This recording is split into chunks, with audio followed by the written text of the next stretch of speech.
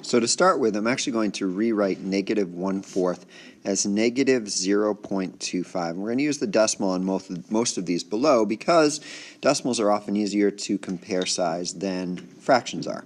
So this first one, x, is negative 0.25. On this one we have 1 minus x, so it's 1 minus negative 0.25.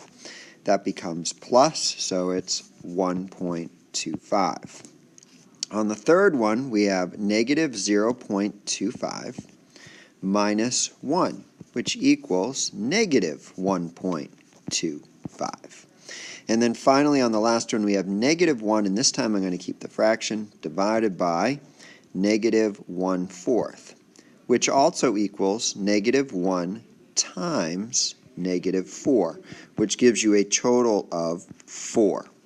So to put these in order from least to greatest, the smallest one is right here. So x minus 1 is the smallest.